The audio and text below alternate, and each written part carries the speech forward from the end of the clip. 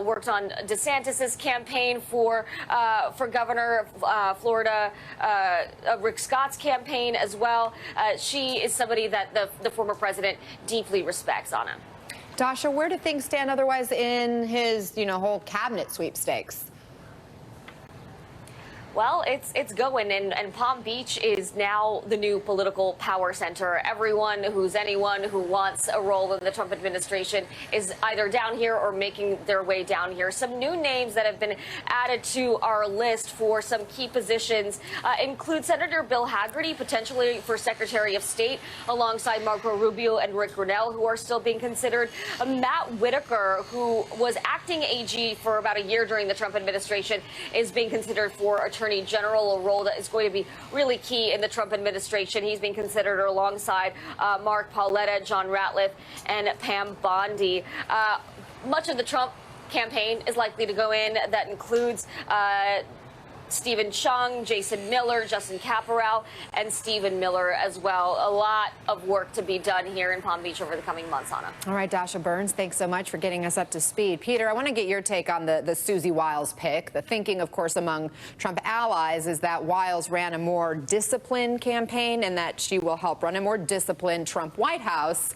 But this more disciplined campaign still gave us Trump lying about Haitian migrants, buddying up to Laura Loomer, the Arlington National Cemetery incident, calling opponents the enemy within, a Trump rally speaker making a racist joke about Puerto Rico, violent rhetoric about Democratic women, the media, and so forth. So how do you see the Wiles pick, and how does she compare, I guess, to the 4 chiefs of staff Trump went through in his first administration? Yeah, I think obviously the word disciplined has a certain relative meaning when it comes to Trump and his campaigns and White House.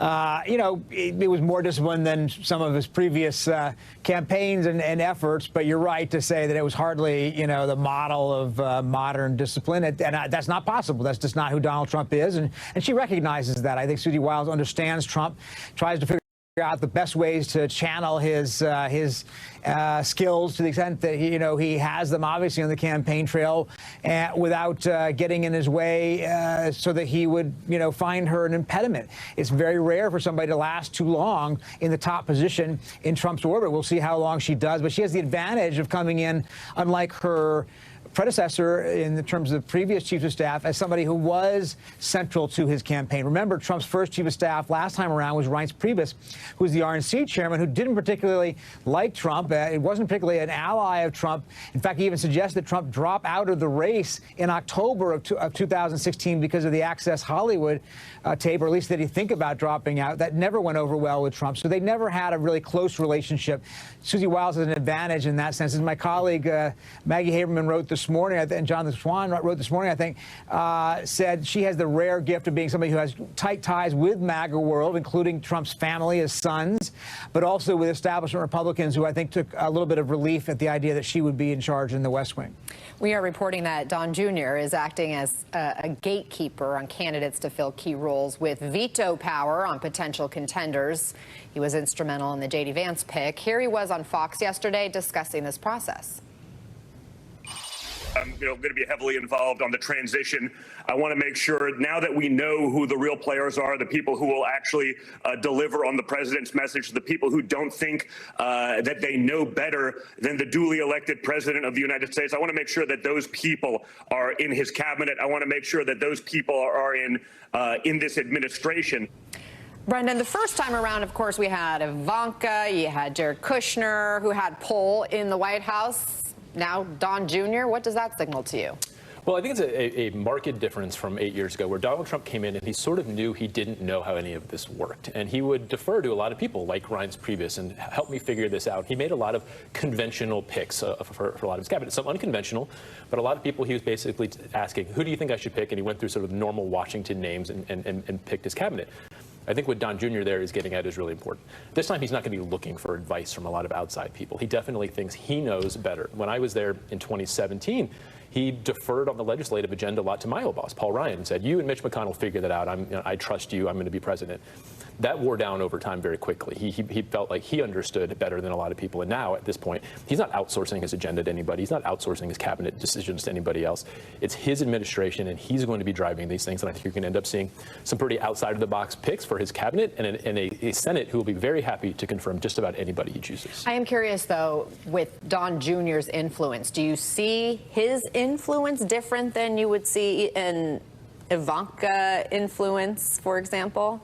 Absolutely. Don Jr. obviously is much more in tune, I think, with that sort of that podcast crowd, as we're calling it, that Donald Trump ran. So that the young men, the online, the influencers, that's his world. Ivanka tried to play it down the middle as sort of, the business, straight down the middle Republican style politics. He's got a very different view. He's going to see who excites people, who are true Donald Trump people, and reward them, and that can lead to some people outside of the box. Outside of the box. Let's talk more about that, Eddie. Trump's placing a premium on choosing people who are really outside politics. What do you make of that? Would it work? It all depends on how we measure will it work.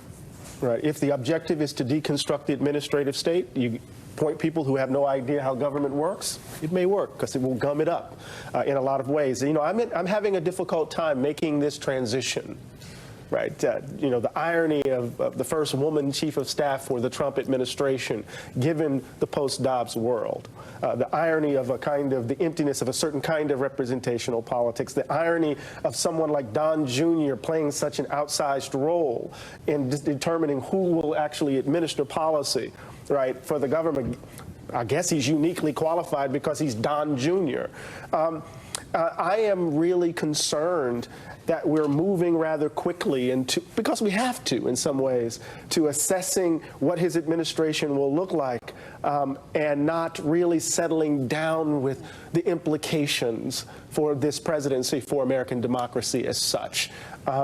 So it can work, but you got to understand what the measure is for working successfully. We've all seen a Trump administration, been there, right, done that. However, so much of what was discussed on the campaign trail is unprecedented if it were applied in this current administration or the new incoming administration. Peter, Trump has vowed to really reshape the whole federal government far beyond what he's done in his first term and beyond his White House chief of staff pick and the cabinet pick. He wants to purge federal employees, slash budgets. He wants to eliminate things like the Department of Education. Elon Musk even said this will bring temporary hardship for Americans. Do you expect him to follow through on this? Well, not on everything, no. He said a lot of things over the years. Remember, in his first campaign, he said he would eliminate not just the deficit, but the entire national debt accumulated over the last couple hundred years. If he were in office for 8 years, instead, the debt went way, way up. So I would not expect him to do all of these things. I expect him to try a lot of these things. I think the immigration part of it is probably most important to him, his highest priority. It was really, if you listen to his campaign rallies, that was the central focus of his rhetoric. It really was almost a one-issue campaign at times. So I think you should expect him to do what he says he'll do on immigration, or at least to try. I think there'll be impediments. It won't be as easy as he thinks it will, particularly on the deportations. It's a very, even if you wanted to actually try to round up millions of people, it's just physically and resource-wise a very difficult thing to do. But I think you're right. I think that's what he's going to try to do. And I think he is talking about a transformation of the way government works. He wants to get rid of civil servants at the top level so that he can put in political loyalists. That's a really big thing. It'll end up in court, probably. He wants to reshape our alliances around the world. In effect, he basically is all but saying he doesn't believe in NATO as it was traditionally conceived. That's a very different way of thinking about America's role in the world. Tariffs, he wants to essentially use as a revenue-raising and protectionist mechanism in a way that hasn't been done in more than a century. Perhaps he has even floated the idea of getting rid of the income tax and replacing it with tariffs. Again, I don't think that happens. It's really a hard thing to do, even if he wanted to do it. But it's a radical idea. So he's coming in with not incremental changes, but big, big changes in mind, some of which he's going to really pursue. One of those big changes, again, the mass deportation effort he's talked about. And in a phone interview with NBC News yesterday, he said that effort will have no price tag. There was one report, Brendan, I saw that put it at $88 billion a year to do something like this. Again, how practical is it? Unheard of. But how's he going to pay for it? Yeah, that's the big question. I think we're going to test the limits of executive power, and that some of the things Donald Trump is going to do are probably not going to be limited by, Peter makes a good point, a lot of this will end up in court. One of the things I'm very curious about is how does he respond to court rulings that don't go in his favor, and does he follow them? I mean, that's the real constitutional crisis kind of thing that I'm looking at. Mass deportations on this scale we've never done. There are not the resources in place to do that. The friction is going to come when he goes and asks for it, when he goes to Congress and says, I need money, I need these things. Republicans are supposed to be the party of fiscal conservatives, right? There's no chance that the very narrow House majority is going to be able to pass spending bills that would accomplish what he's trying to do. There's going to be a lot of friction. There's going to be a House majority of 2 or 3 seats, and they're going to probably be unable to keep everybody together, and there's going to need to be Democrats coming in to help them do very basic things: fund the government, increase the debt limit. But these things that he's asking for are beyond the scale of anything that we've ever been able to see or do, and I can't imagine that he's going to be able to execute on it. So then what does he do when he doesn't have the resource? He doesn't have the legal authority to actually go and do things, but he is so motivated because he feels like he made this promise. He's not going to be undeterred. He's going to figure out some way to keep going after this. Eddie, there's also the issue of state leaders and what can states do, and we have seen already the beginning of some blowback. Like, we had Governor Gavin Newsom in California already come out calling a special session right now for ways to try to safeguard the state's policies around some of these more extreme ideas of Donald Trump. Illinois Governor J.B. Pritzker said this yesterday. Watch. To anyone who intends to come take away the freedom and opportunity and dignity of Illinoisans, I would remind you that a happy warrior is still a warrior. You come for my people, you come through me.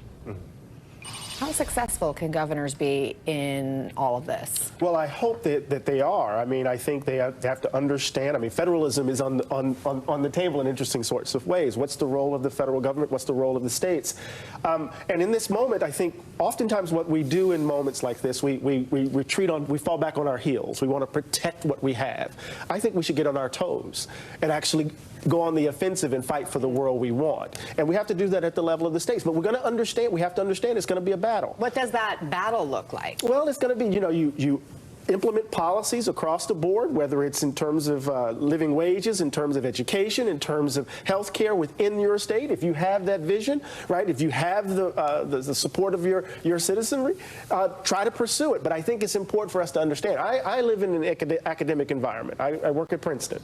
And, a university or college can be committed to a diverse student population. And then Ed Bloom will show up and sue them for trying to pursue their mission and vision. And so even as states pursue their ideas, even as governors pursue their vision, they need to understand there's a legal regime in place where I think there are going to be some folks who are going to respond almost immediately to the legality of what they try to do. So we're in for a battle. Eddie, how do you frame where we are in this moment as Trump and his agenda comes into focus? I've been trying to figure it out, to be honest with you.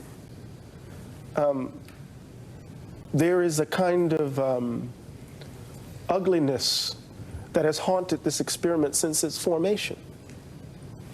And we can talk about the alienation of the working class. We can talk about Latino men voting for Donald Trump. But this country just elected a convicted felon who has been held liable for sexual assault, who traffics in the ugliest and most insidious language around race and sexism that you can imagine.